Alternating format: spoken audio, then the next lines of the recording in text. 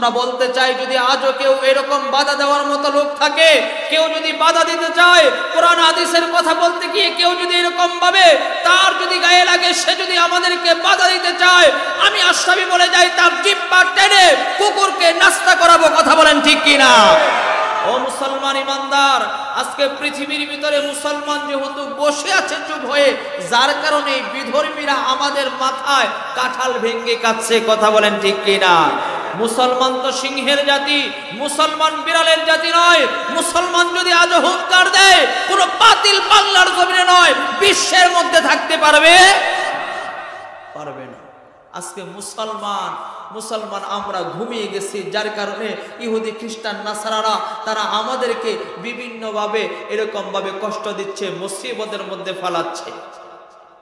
আজকে যদি আমরা ইব্রাহিম আলাইহিস সালাতু ওয়াস সালামের মতো হুঙ্কার দিতাম, তাহলে নমরুদকে আল্লাহ পাক রব্বুল আলামিন যেরকম নেকড়া মশা দ্বারা বিতাড়িত করেছে, আজও বাংলার জমিনের ভিতরে যত মুসলমানদেরকে যতভাবে কষ্ট দেয়, ওই সমস্ত ইহুদি নাসারাদেরকে আল্লাহ তাআলা নেকড়া মশা দ্বারা বিতাড়িত করত। কথা বলেন ঠিক কিনা? এরকম হুঙ্কার হলেই দেখা যাবে বাতিল আর পলায়ন করতে দিশা পাবে। কথা বলেন পাবে? ও মুসলমান, আমরা দেখেছি তসলিমা নাসরিন ইসলাম সম্পর্কে কটূক্তি করেছে, বোরকা সম্পর্কে কটূক্তি করেছে, টুপিদারি সম্পর্কে কটূক্তি করেছে। ওই তসলিমা নাসরিন এক সময় বাংলার জমিন থেকে বোরকা পরিধান করে ইন্ডিয়ার বর্ডার দিয়ে পলায়ন করতে বাধ্য হয়েছে। কথা বলেন ঠিক কিনা? তাহলে ওই রকম হুঙ্কার দিতে আজ রাজি আছি তো ইনশাআল্লাহ? আসি তো ইনশাআল্লাহ? কারা কারা আসি? দু হাত তুলে দেখাই। নারে তাকবীর, নারে তাকবীর, নারে তাকবীর। আজকের মাহফিল নারে তাকবীর। হাত নামান, কথা বলবো হৃদয় থেকে। খুশি হবেন কে? আওয়াজ দিয়ে বলেন, খুশি হবে কে? আসুন তাহলে সেই আল্লাহ তাআলার জন্য হৃদয় থেকে, প্রাণ থেকে, দিল থেকে কিছু কথা আগে বলেই নেই। হৃদয়ের জানালা খুলে দাও না, প্রভুর প্রেমে কেন সারা দাও না, প্রভুর প্রেমে কেন সারা দাও না। বিশ্ব মালিক যিনি আল্লাহ মহান, সৃষ্টি জড়ে এই লিখিল জাহান, তার ডাকে কেন তুমি সারা দাও না, প্রভুর প্রেমে কেন সারা দাও না, প্রভুর প্রেমে কেন সারা দাও না। হৃদয়ের জানালা খুলে দাও না, প্রভুর প্রেমে কেন সারা দাও না, প্রভুর প্রেমে কেন সারা দাও না। ক্ষমা চাও ডুবে যদি পাপ দরিয়ায়, প্রভু দিবে ক্ষমা করে দয়ায় বিলায়। দরগাহে কেন তার হাত পাতো না, দরগাহে কেন তার হাত পাতো না, প্রভুর প্রেমে কেন সারা দাও না, প্রভুর প্রেমে কেন সারা দাও না। হৃদয়ের জানালা খুলে দাও না, প্রভুর প্রেমে কেন সারা দাও না, প্রভুর প্রেমে কেন সারা দাও না। বলেন মারহাবা। আরেকটু আওয়াজ দিয়ে বলেন মারহাবা। ও মুসলমান ইমানদার ও আল্লাহর গোলাম, কথাগুলো মনোযোগ দাও। আল্লাহ পাক রব্বুল আলামিন আমাকে তোমাকে খুব সুন্দর করে বানাইছে, কত সুন্দর করে বানাইছে, এত সুন্দর করে আল্লাহ তাআলা বানাইছে। আল্লাহ পাক রব্বুল আলামিন ডাক দিয়ে কয়, গোলাম আসমানের দিকে তাকাও, আমি আল্লাহ তাআলা আসমান বানাইছি এত সুন্দর করে, জমিন বানাইছি সুন্দর করে, গ্রহ নক্ষত্র তারকারাজি গ্যালাক্সি তারকা যা কিছু বানাইছি এত সুন্দর করে। এই সমস্ত জিনিসকে আমি আল্লাহ তাআলা বানাইছি। লক্ষ্য করে দেখো এই সমস্ত জিনিসগুলো তোমরাই তো ব্যবহার করো, কথা বলেন ঠিক কিনা? আসমান আমাদেরকে আল্লাহ তাআলা বানাইছে ছাদ হিসাবে, জমিনকে আল্লাহ তাআলা বানাইছে বিছানা হিসাবে, আল্লাহ তাআলা চন্দ্র দিয়েছে আলো দেওয়ার জন্য, সূর্য দিয়েছে আলো দেওয়ার জন্য, গ্রহ নক্ষত্র তারকারাজি গ্যালাক্সি তারকা সময়ের জন্য আল্লাহ তাআলা দিয়েছে। এই পৃথিবীর ভিতরে আল্লাহ তাআলা যা কিছু বানাইছে সব কিছু আমার আপনার খেদমতের জন্য।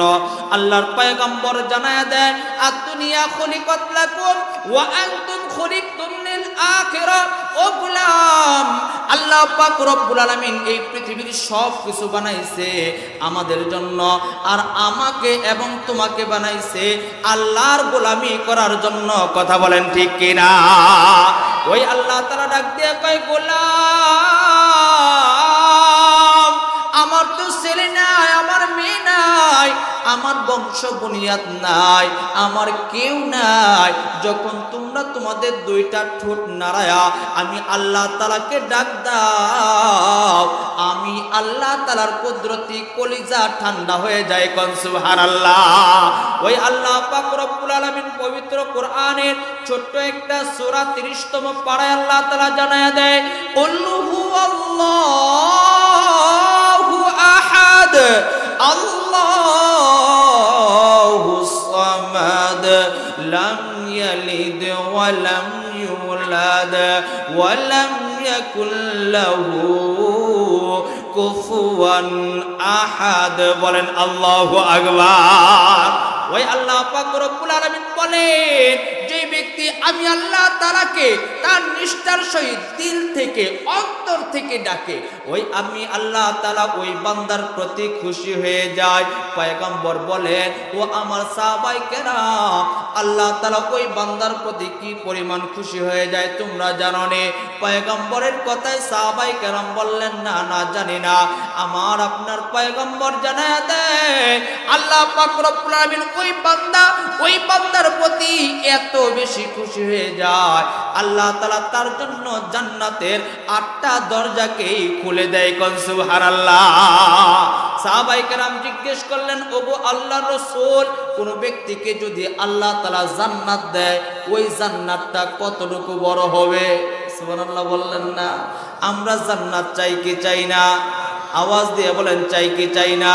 কয় হুজুর চাই এরকম নয়, ভ্যান চালক হোক, রিক্সা চালক হোক, অটো চালক হোক, মানুষের বাসায় কামলা দেয়, তারপরেও কয় যে হুজুর দুনিয়া আমার জন্য যেইভাবেই যাক আমি যেন আখিরাতে জান্নাত পাই, এরকম আশা সকলের আছে কিনা? ও মুসলমান ইমানদার, সাহাবায়ে কেরাম জিজ্ঞেস করলেন, ওগো আল্লাহর রাসূল, যদি কোনো ব্যক্তিকে আল্লাহ তাআলা জান্নাত দেয়, ওই জান্নাতটা কত বড় হবে? পয়গম্বরে আরবি জানায়া দেয়, ওই জান্নাতটা হবে এই দুনিয়ার 10 দুনিয়ার সমপরিমাণ, কোন সুবহানাল্লাহ। ওই জান্নাত আমি আর আপনি চাই কি চাই না? আওয়াজ দিয়ে বলেন, চাই কি চাই না? কারা কারা চায় দুহাত তুলে দেখায়, নারে তাকবীর, নারে তাকবীর। হাতগুলো নামান। ও মুসলমান ইমানদার, পয়গম্বরে আরবি বলেন, আমার উম্মত যদি দুইটা জিনিসকে সঠিকভাবে আদায় করতে পারে, ওই সমস্ত মানুষের জন্য জান্নাত পাওয়া সহজ হয়ে যাবে। বলেন তো, কোনো ব্যক্তির ভিতরে যদি 1000 রকমের রোগ থাকে, ডাক্তার যদি বলে তুমি সকাল সন্ধ্যা 2টা ট্যাবলেট গ্রহণ করবা, তোমার হার রকমের বিপদ আপদ, রোগ বালা মুসিবত সমস্ত কিছু চলে যাবে। ওই ব্যক্তির জন্য 2টা পথ্য মানা কি কঠিন হবে না? কথা কয় না। সস্তে কদি নাস্তে নাইনো। ও মুসলমান ইমানদার, তার ভিতরে একটা ট্রিটমেন্টের নাম হলো কোরআনকে মানা। এই কোরআনকে মানবো আমরা দিল থেকে, অন্তর থেকে এবং কি জান এবং প্রাণ থেকে, বলেন ইনশাআল্লাহ। ও মুসলমান ইমানদার, এই তো কয়েকদিন আগের ঘটনা, আমরা স্বচক্ষে দেখছি এই কোরআনের জন্য কত মানুষ জীবন দিয়ে দিয়েছে, কথা বলেন ঠিক কিনা। শুধু তাই নয়, আমাদের প্রাণের পাখি, কোরআনের পাখি আমরা যাকে বলি, তার জীবনটাই তো বিলীন করে দিয়েছে জেলখানার ভিতরে। তারপরেও কোরআনের কথা থেকে কখনো তাকে মুখ ফেরাইতে পারে নাই বাতিলেরা, কথা কন ঠিক কিনা। ও মুসলমান ইমানদার, শুধু তাই নয়, শেষ পর্যন্ত একটা কথা সর্বদাই বলে গিয়েছে, আমার শরীরে যদি এক বিন্দু রক্ত থাকে ততক্ষণ পর্যন্ত আমি কোরআনের কথা বলতেই থাকবো, বলেই যাব, বলেন ঠিক কিনা। ওই আল্লামা সাঈদী আজকে ওই কবর দেশের মধ্যে ঘুমায়, কত মানুষ তার কবর জিয়ারত করার জন্য যায়। আজকে আমরা গোটা পৃথিবীকে একটা মানুষকেই জানি, যার নাম হলো কোরআনের পাখি আল্লামা সাঈদী, কথা বলেন ঠিক কিনা। এই জন্যই তো কবি সুন্দর করে বলেন, আল্লামা সাঈদী তুমি মরণি, শহীদ হয়েছ তুমি এটাই জানি। আল্লামা সাঈদী তুমি মরণি, শহীদ হয়েছ তুমি এটাই জানি। শহীদ হয়েছ তুমি এটাই জানি। কারাগারে কেটেছে 13টি বছর, বাতিল কেঁপেছে তোমায় দেখে থর থর। কারাগারে কেটেছে 13টি বছর, বাতিল কেঁপেছে তোমায় দেখে থর থর। এই আশা কবুল করো আল্লাহ তুমি, শহীদ হয়েছ তুমি এটাই জানি। শহীদ হয়েছ তুমি এটাই জানি। দেখা তো হবে না এই ভুবনে, দেখা হবে জান্নাত ফুল বাগানে। দেখা তো হবে না এই জীবনে, দেখা হবে জান্নাত ফুল বাগানে। এই আশা কবুল করো আল্লাহ তুমি, শহীদ হয়েছ তুমি এটাই জানি। শহীদ হয়েছ তুমি এটাই জানি, বলেন মারহাবা। আরেকটু জোরে বলেন মারহাবা। ও মুসলমান ইমানদার, যেই কথাটা বলতেছিলাম, কোরআনের জন্য কোরআনের পাখি জীবন দিয়ে দিয়েছে, এরপরেও দিল থেকে কোরআনের মুহাব্বত, ভালোবাসা বিন্দু মাত্র ছাড়ে নাই, কথা বলেন ঠিক কিনা। তাহলে আজও আমার আপনার দিলের ভিতরে এই কোরআনের মুহাব্বত থাকার দরকার আছে কি নাই, কথা কয় না, আছে কি নাই। ও মুসলমান ইমানদার, কথাগুলো মনোযোগ দাও। এই জন্যই তো এই ফুরকানিয়া মাদ্রাসায় এক একটা ছাত্র যখন, এক একটা সন্তান যখন ছোট থেকে বড় হয়, কথা তার মুখে আসে, বলি যখন তার মুখে আসে, এমনই তো অবস্থায় দেখা যায় বাবা অথবা মা তাকে কায়দাটা হাতে দিয়া বলে, বাবা যাও যাও যাও, ওই যে ফুরকানিয়া মাদ্রাসায় চলে যাও। যখন সন্তানটা মাদ্রাসায় চলে আসে, আমার পয়গম্বর জানায়া দেয় কোরআনের মুহাব্বত, কোরআনের আকর্ষণ, কোরআনের ভালোবাসা আল্লাহ পাক রব্বুল আলামিনের কাছে এত বেশি, এত বেশি।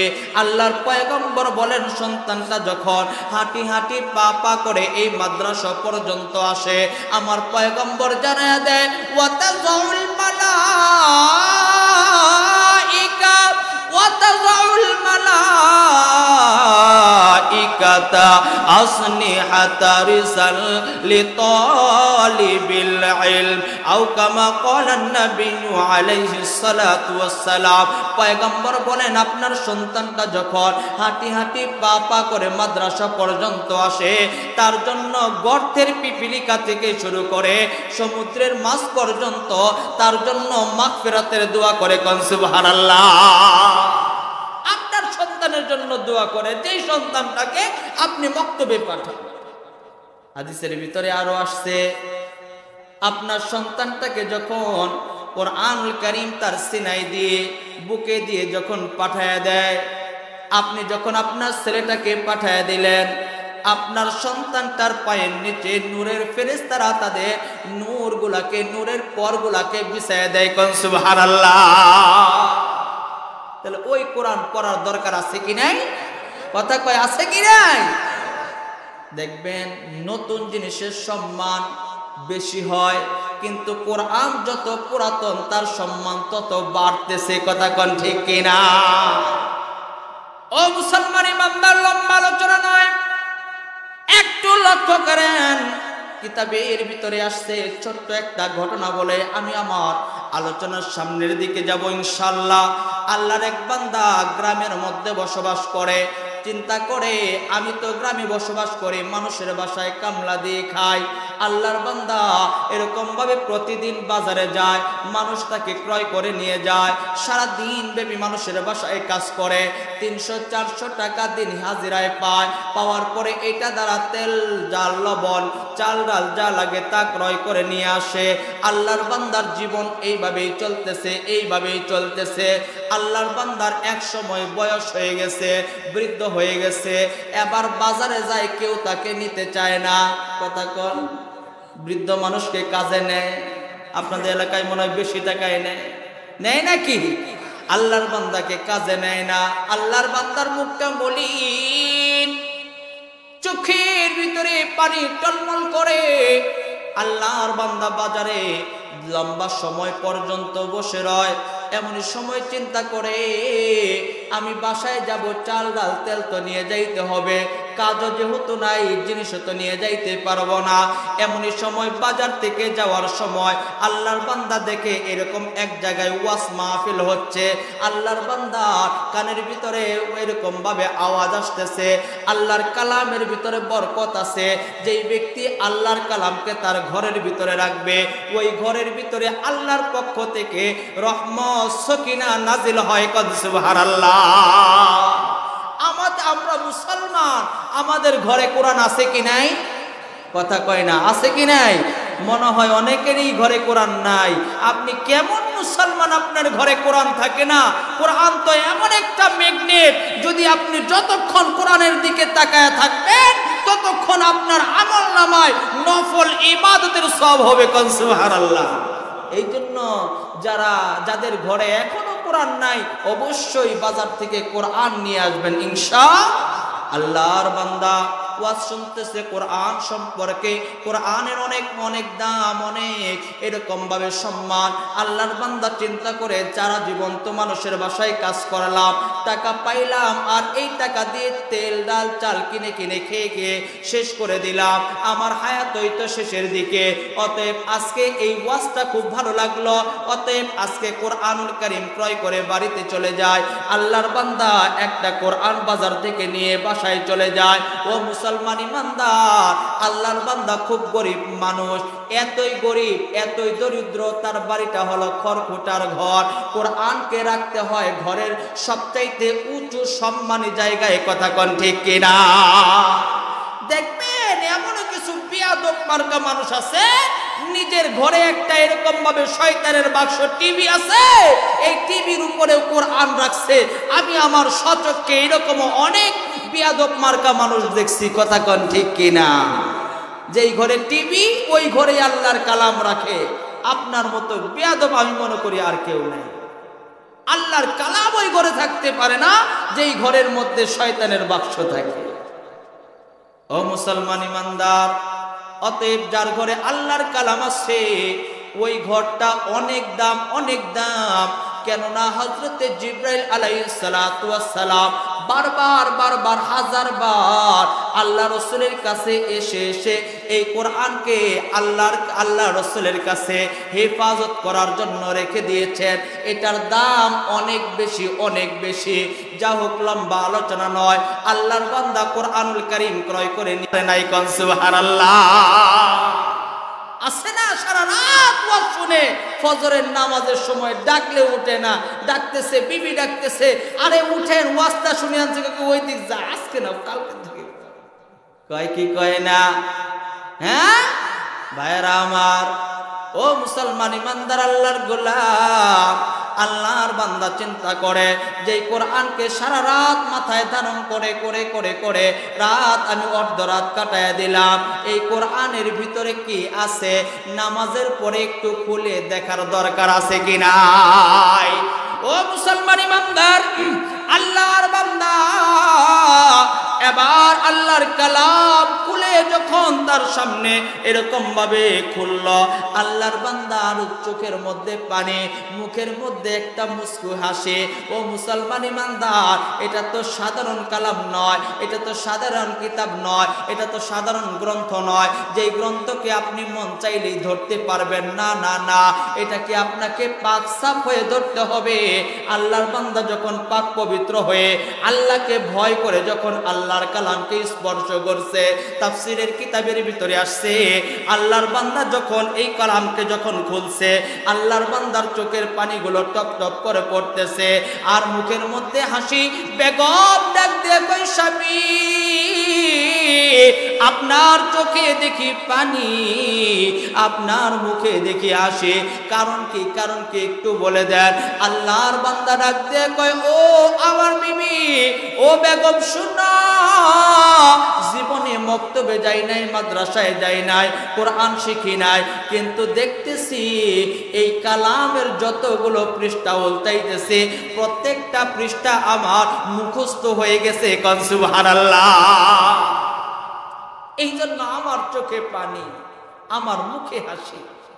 আল্লাহর বান্দে ডাক দিয়ে কই, ও স্বামী, আমিও তো অর্ধরাত এই কোরআনকে মাথায় ধারণ করে কাটাইছি, অতএব আমিও একটু খুলে দেখি, আমিও তো জীবনে মক্তবে যাই নাই, মাদ্রাসা যাই নাই। আল্লাহর বান্দেও যখন আল্লাহর কালাম খুলে দেখে, দেখতেছে 114টা সূরা, 6666 আয়াত, 30তম পারা, গোটা কোরআনুল কারীম আল্লাহর বান্দার মুখস্থ হয়ে গেছে। কোন সুবহানাল্লাহ। এই জন্যই তো পয়গম্বরে আরবি জানিয়ে দেয়, ওয়াতাসাউল মালাইকাতা আসনিহাতা রুসাল লিতালিবিল ইলম আও কামা ক্বালান নবিয়্যু আলাইহিস সালাতু ওয়াস সালাম। ইমাম গাসালি রাহমাতুল্লাহি আলাইহি ছোট্ট সময় তার বাবা মারা গেছে, মা জননী চিন্তা করে তার বাবা যেহেতু মারা গেছে, আমার সন্তানটাকে কোরআনের হাফেজ বানাবো, আমি তো এক সময় দুনিয়াতে থাকবো না, এক সময় দুনিয়ার হায়াত ফুরায়া যাবে। ও মুসলমান ইমানদার, দুনিয়ার সমস্ত কিছু ডেট আছে, কিন্তু হায়াতের কিন্তু কোনো ডেট নাই। কথা কোন ঠিক কিনা? দুনিয়ার ভিতরে দেখবেন যত টাকাওয়ালা হয় তার বডিগার্ড থাকে, কথা কয় না, কিন্তু দেখবেন এই পৃথিবীর ভিতরে কোনো মানুষের কিন্তু রুহু গার্ড নাই, আসেনি। কেননা যত টাকা হয় তার সবচাইতে বেশি তার এরকম ভাবে মুসিবত হয়। আর যখন বান্দা রুহু চলে যায়, এই রুহুকে কেউ আটকায় রাখতে পারে? কথা কয় না পারে, কখনোই পারে না, কারণ রুহুর মালিক হলো একজনই, তিনি বলেন কে? আর একটু আওয়াজ দিয়ে বলেন কে? ও মুসলমান ইমানদার, ওই যেই রুহুকে কবজ করে, জানকে কবজ করে যেই ফেরেশতা, তার নাম হলো আজরাইল। কথা কোন ঠিক কিনা? ওই আজরাইল একবার আল্লাহ তাআলাকে ডাক দিয়ে কয়, মালিক আপনার কাছে আমি আসলাম, আমার একটা আরজু একটু শুনবেন নি? আল্লাহ কয়, ও আজরাইল কি কইবা, কি বলবা বলো। আবার আজরাইল ডাক দিয়ে কয়, মালিক আমার একটা কথা আপনি শুনুন। আল্লাহ তাআলা ডাক দিয়ে কয়, আজরাইল কি বলবা বলো। এবার আজরাইল ডাক দিয়ে কয়, আল্লাহ আমার একটা কথা জানার ইচ্ছা, কার মৃত্যু হবে না? আপনি যদি আমাকে একটু বলতেন। আজরাইলের কথায় আল্লাহ তাআলা কোনো আওয়াজ দেয় না। আজরাইল দ্বিতীয়বার আবার জিজ্ঞেস করলো, মালিক কার মৃত্যু হবে না একটু বলে দেন। আল্লাহ তাআলা ডাক দিয়ে কয়, আজরাইল কেন তোমার চোখে পানি? আজরাইল কোনো আওয়াজ দেয় না। আবারও আল্লাহ তাআলা ডাক দিয়ে কয়, আজরাইল তোমার চোখে কেন পানি? কথা বলো। আজরাইল ডাক দিয়ে কয়, মালিক এমন একটা কথা বলছেন যেই কথা দ্বারা বোঝা যায় প্রত্যেকটা নফসের যেহেতু মৃত্যু হবে, আমার ভিতরেও তো নফস আছে, আমি আজরাইলও মৃত্যু থেকে বাঁচতে পারবো না। কথা কোন ঠিক কিনা? ও মুসলমান ইমানদার, শুধু তাই নয়, কার কখন কোথায় মৃত্যু হবে এটাও কিন্তু আমাদের জানা। কথা কয় না আসেনি? ও মুসলমান ইমানদার, এই তো রমজানের আগের মাসে আমি এক জায়গায় বয়ান করতেছিলাম। জামাতে ইসলামের সবচাইতে বড় আমির বীরগঞ্জ থানা খোদা বক্স আমার পাশে এরকম ভাবে বসে আছে। আমি বয়ান করতেছি, আল্লাহর বান্দা শুনতেছে, আমি বয়ান করি, আল্লাহর বান্দা মাঝে মাঝে আমার দিকে এরকম ভাবে নজর করে করে তাকায় দেখে। আল্লাহর বান্দা আমার বয়ান শেষ করে তিনিও তিনার গন্তব্যস্থান পর্যন্ত চলে যাবে, আমিও আমার গন্তব্যস্থান পর্যন্ত চলে আসলাম। সকালবেলা আমার কাছে ফোন আসলো, হুজুর আজকের মাহফিলের যিনি বিশেষ অতিথি ছিলেন খোদা বক্স, উনি একটু আগেই সকালবেলা অ্যাক্সিডেন্ট করছেন, ওনার জন্য একটু খাস করে দোয়া করিয়েন। সন্ধ্যা হয়ে গেল, আল্লাহর বান্দাকে আইসিইউতে ঢুকাইয়া দিল। এরকম ভাবে কিছুক্ষণ পর অর্থাৎ পরের দিন শুনতে পারলাম আল্লাহর বান্দা আর দুনিয়াতে নাই। আল্লাহর বান্দা আল্লাহর ডাকে চিরতরের জন্য কবর দেশে ঘুমিয়ে গেছে। কথা কোন ঠিক কিনা? এই জন্য বলি, কার কখন কোথায় মরণ হবে এটা কিন্তু আমাদের কারো জানা। কথা কয় না জানা? কোন জমিনের মাটি আমার হবে গোরস্থান, কোন জমিনের মাটি আমার হবে গোরস্থান। কাদের চোখের জলে আমি, কাদের চোখের জলে আমি পাবো পরিত্রাণ, কোন জমিনের মাটি আমার হবে গোরস্থান, কোন জমিনের মাটি আমার হবে গোরস্থান। কারায় আমায় গোসল দিবে, কে আনিবে কাফন, কারায় আমায় কেঁদে কেঁদে করে দিবে দাফন, কারায় আমায় গোসল দিবে, কে আনিবে কাফন, কারায় আমায় কেঁদে কেঁদে করে দিবে দাফন, কারায় আমার পাশে বসে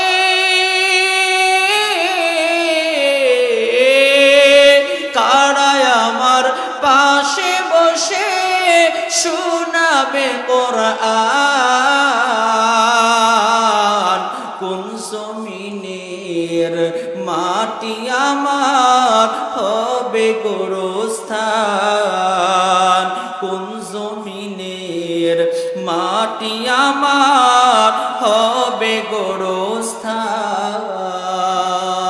কার কাঁধে চড়ে আমি কবর দেশে যাব, জানি না কার মোনাজাতে খোদার রকম পাব, কার কাঁধে চড়ে আমি খবর দেশে যাব, জানি না কার মোনাজাতে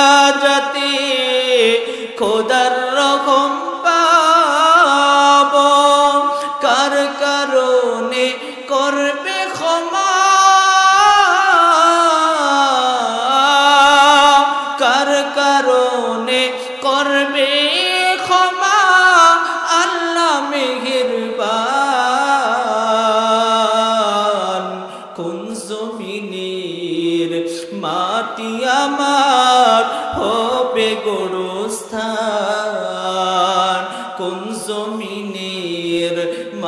মাটি আমার হবে গোরস্থান। কার কখন কোথায় মৃত্যু হবে জানা আসেনি? আওয়াজ দিয়ে বলেন আসেনি? ও আজরাইল কাঁদে, আল্লাহ তাআলা ডাক দিয়ে কয় আজরাইল মানুষের জান তুমি কবজ করো, তোমার রেহাই নাই, তুমিও বাঁচতে পারবা না। শুনে রাখো, শুনে রাখো, প্রত্যেকটা মানুষকেই মৃত্যুর স্বাদ গ্রহণ করতে হবে, মৃত্যু থেকে কেউ বাঁচতে পারবে না। কথা কোন ঠিক কিনা? মরণ থেকে যেথায় পালাও, মরণ তোমায় লইবে ঘিরি। যদিও সুদূর আকাশ পানে লোকাও সে তাই লাগিয়ে সিঁড়ি। নদী পথে নৌকা চালাও ওহে মাঝি ভাই, বেলা ডোবার আগে আমি ওপার যাইতে চাই।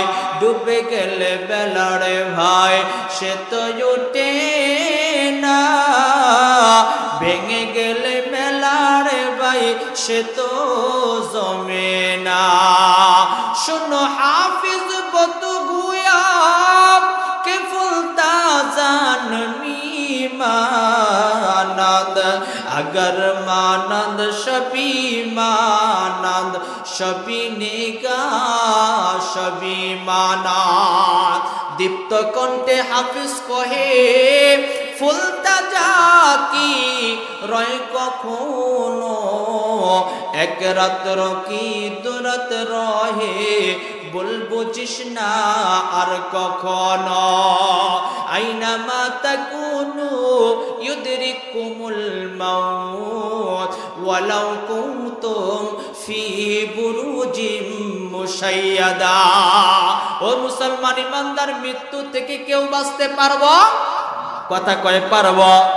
ও ইমাম গাসালির মা চিন্তা করে আমি তো মৃত্যু থেকে বাঁচতে পারবো না, আমার এক। ও মুসলমান ইমানদার, কত মানুষের কত আশা, একমাত্র সন্তান মাদ্রাসায় দিয়েছে। আমারও একটা মাদ্রাসা আছে, ওই মাদ্রাসায় কত মানুষ অফিসে বসে ডাক দিয়ে কই হুজুর আমার দিলের আশা আমার সন্তানটা যেন আমার জানাজার নামাজ পড়ায়। জীবনে তো অনেক অন্যায় অপরাধ আল্লাহ তাআলার দরবারে করছি, আল্লাহ যদি আমার সন্তানের জানাজার উসিলায় আমাকে মাফ করে দেয়, হতে পারে এই উসিলায় জান্নাত পাওয়া সহজ হয়ে যাবে। কথা বলেন ঠিক কিনা? ও মুসলমান ইমামদার, ইমাম গাজালির মা ইমাম গাজালিকে মাথায় টুপি পরাইয়া গায়ে একটা জুব্বা দিয়ে সুন্দর করে হাতে এরকম ভাবে কায়দাকে দিয়ে আমপারা দিয়ে বলতেছে, ও আমার সন্তান যাও, এই যে এরকম ফুরকানিয়া মাদ্রাসায় যাও, পড়ে আসো, সবক পড়ো। এই সবক পড়বা, এটা আল্লাহর কালাম, যত পড়বা বলেন তো সম্মান বাড়ায়া দিবে কে? আরেকটু ধীরে বলেন কে? আল্লাহ। বলতেছে গোটা পৃথিবীকে যদি এক পাল্লায় দেওয়া হয় আর কোরআনের একটা অক্ষরকে যদি আরেক পাল্লায় দেওয়া হয়, উলামায়ে কেরাম আছেন, বলেন তো কোন পাল্লাটা ভারী হবে? আল্লাহর কালামের। কোন সুবহানাল্লাহ?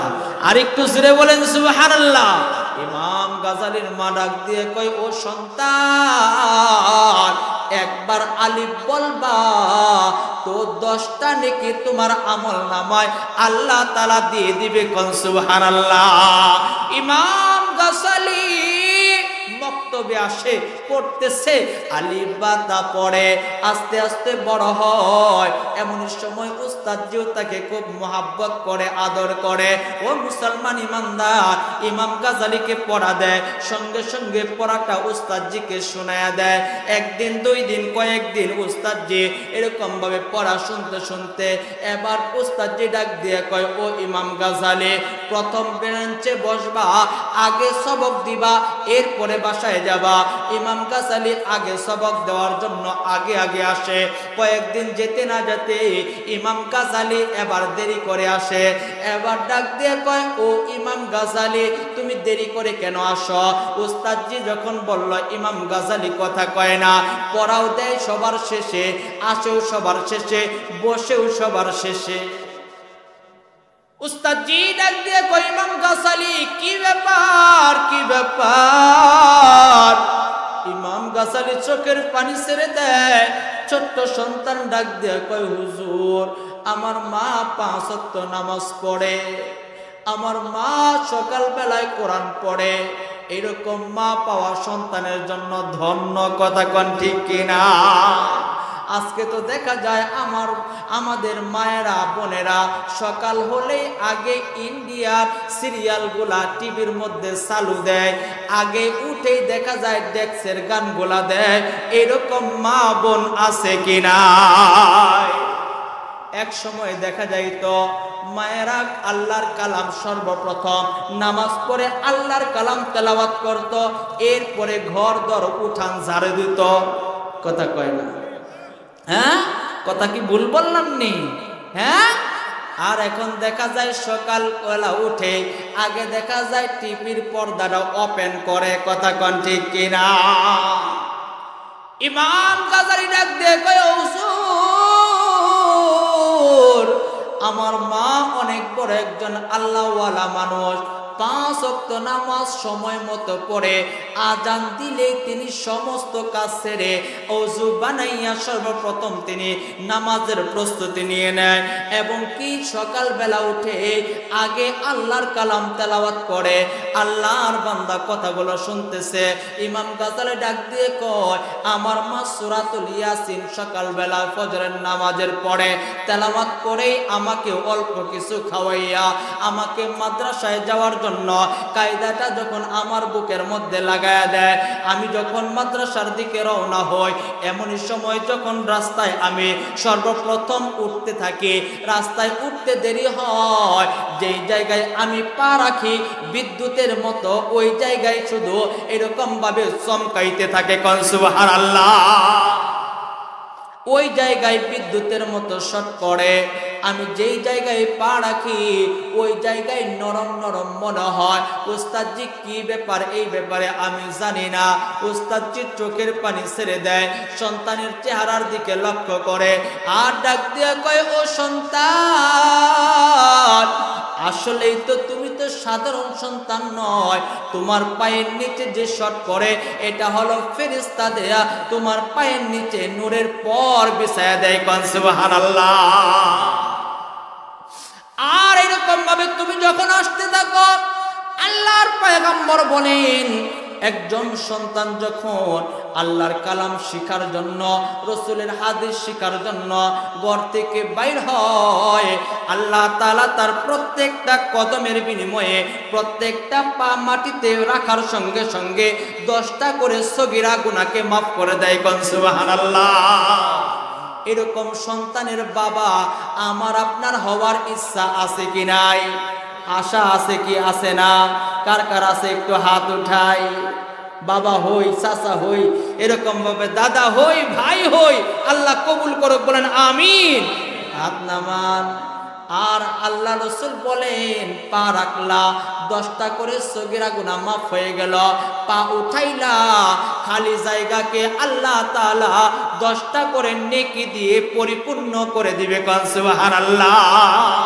ও মুসলমান ইমানদার, যেই কথাটা বলতেছিলাম, 2টা আমল যদি আজকে আমরা আমাদের হায়াতের জীবদ্দশার মধ্যে ফিট করতে পারি, আল্লাহ তাআলা হয়তো বা এই উসিলায় আমাদেরকে নাজাত দান করবে। তার ভিতরে 1 নম্বর মুহাব্বত হলো কোরআনের মুহাব্বত। এই কোরআনের মুহাব্বত যার ভিতরে যত বেশি থাকবে, আল্লাহ তাআলা কবরে তার সঙ্গে তত বেশি সুন্দর ব্যবহার করবে। কথা বলেন ঠিক কিনা? ও মুসলমান ইমানদার, লক্ষ্য করে দেখেন কত মানুষের কবরেই তো আমরা মাটি দিছি কি দিই নাই? এমন কোন মানুষ আছে যে জানাজার নামাজ পড়ে নাই? এরকম মানুষ আসেনি? প্রত্যেকটা মানুষই আমরা কারো না কারো জানাজার নামাজ পড়ছি। প্রত্যেকটা মানুষকে জানাজার পরে হয়তো কম বেশি আমরা প্রত্যেকেই মাটি দান করছি, মাটি দিয়েছি। মিনহা খলাকনাকুম বলে দোয়া পড়ে পড়ে আমরা মাটি দিয়েছি। ও মুসলমান ইমানদার, কিতাবের ভিতরে আসছে একজন মানুষকে যখন কবরে রাখা হয়, মানুষের রাখার পরে যখন উপরে বাঁশ দিয়ে চাটাই দিয়ে মানুষ যখন 3 মুঠ করে মাটি দিয়ে চলে আসে, এই দুনিয়ার ভিতরে ওই কবরের ভিতরে ওই ব্যক্তির মতো অসহায় আর কেউ হতে পারে না। যে কবরে চলে গেছে সে জানে কত অসহায়, তার মতো অসহায় আর কেউ নাই, তার মতো হতভাগা আর কেউ নাই। ওই লোকটা একা একা ওই কাফনের ভিতরে কাফনের ভিতরে যদি একটা পোকাও ঢুকে যায়, ওই পোকাটাকে বাইর করার মতো কেউ নাই। ওই কবরের ভিতরে যদি তার এরকম ভাবে একটা সাপ থাকে, এই সাপটাকে মারবে কেউ নাই। ওই কবরের ভিতরে যদি একটা বিচ্ছু থাকে, ওই কবর থেকে এই বিচ্ছুটাকে উঠায় ফেলাবে আর কেউ নাই, কেননা লোকটা একেবারে অসহায় থাকে। কথা বলেন ঠিক কিনা? ও মুসলমান ইমানদার, ওই কবরের যাত্রী আমি আপনি সকলকেই হতে হবে। ওই কবর থেকে আমরা কেউ বাঁচতে পারবো না, যেরকম মৃত্যু থেকে বাঁচতে পারবো না, ওই কবরের জায়গা থেকেও আমরা কেউ বাঁচতে পারবো না। এই জন্য ওই কবরের ভিতরে কেউ যদি কাউকে বন্ধু বানাইতে চায়, কেউ যদি কারো আপন হতে চায়, আল্লাহর পয়গম্বর বলে ওই কবরের ভিতরে একজন বান্দা একজন বান্দির সবচাইতে আপন প্রিয়জন মানুষগুলো যখন মাটি দিয়ে চলে যাবে, ওই ব্যক্তির সবচাইতে আপনজন হবে আল্লাহর কালাম কোরআন। বলেন সুবহানাল্লাহ। তাহলে ওই কোরআন পড়া শোনা এবং কি পড়ানোর মতো মেজাজ আমার আপনার ভিতরে থাকার দরকার আছে কি নাই? কথা বলেন আছে কি নাই? ও মুসলমান ইমানদার, কোরআনের মুহাব্বত কমপক্ষে থাকার দরকার।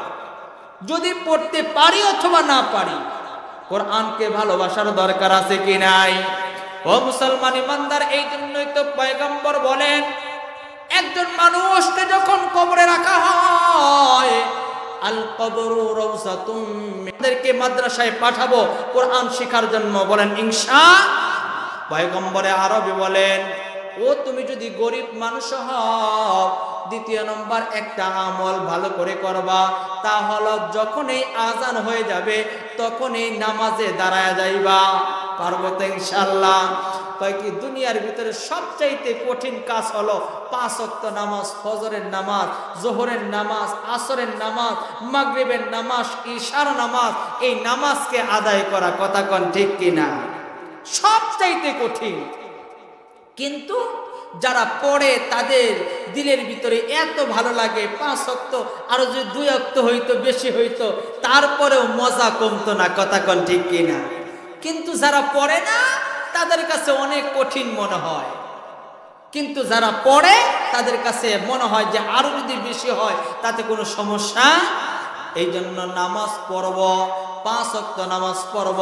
পয়গম্বরে আরবি বলেন আসসালাতু মিআরাজুল মুমিনিন, একজন মুমিন তার প্রমাণ হলো নামাজ।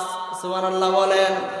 একজন মা আপনার প্রমাণ, আপনি যে মুমিন, আপনি যদি 5 ওয়াক্ত নামাজ সময় মতো আদায় করেন তাহলেই হলেন আপনি মুমিনিন। আপনি একজন আল্লাহর গোলাম, আপনি যদি মুমিন বান্দা হিসেবে নিজেকে আখ্যায়িত করতে চান তাহলে আপনারও উচিত 5 ওয়াক্ত নামাজ সময় মতো জামাতের সহিত আদায় করা। পর্বত ইনশাআল্লাহ। আওয়াজ দিয়ে বলেন পর্বত ইনশাআল্লাহ। ও মুসলমান ইমানদার, আল্লাহর পয়গম্বর বলেন আসসালাতু মিরাজুল মুমিনিন, যেই ব্যক্তি নামাজ পড়ল সে যেন আল্লাহ তাআলার সঙ্গে কথা বলল। কোন সুবহানাল্লাহ। আমি আর আপনি নামাজে দাঁড়াই, যখন নামাজে দাঁড়াই আল্লাহু আকবার বলে তাকবীরে তাহরিমা বাদি কি বাদি না? তাকবীরে তাহরিমা বাদার সঙ্গে সঙ্গে বলি আলহামদুলিল্লাহি রাব্বিল আলামিন। কথাটা যখন আমি আর আপনি জবান থেকে বাইর করে, ফেরেশতারা ডাক দিয়ে কয় মালিক আপনার গোলাম আপনার কি জানি গুণগান গাইতেছে। আল্লাহ তাআলা ডাক দিয়ে কয় হামিদানি রব্বি, আমার গোলাম আমার প্রশংসা করতেছে। কোন সুবহানাল্লাহ। এই জন্য আমরা 5 ওয়াক্ত নামাজ সময় মতো করব, বলেন ইনশাআল্লাহ। আর যখনই সময় পাবো আল্লাহর কালাম তেলাওয়াত করব, বলেন ইনশাআল্লাহ। রাজি আছি তো ইনশাআল্লাহ। এই কোরআনের মহাব্বত আমার আপনার দুনিয়াতেও থাকবে, আখিরাতেও থাকবে, বলেন ইনশাআল্লাহ।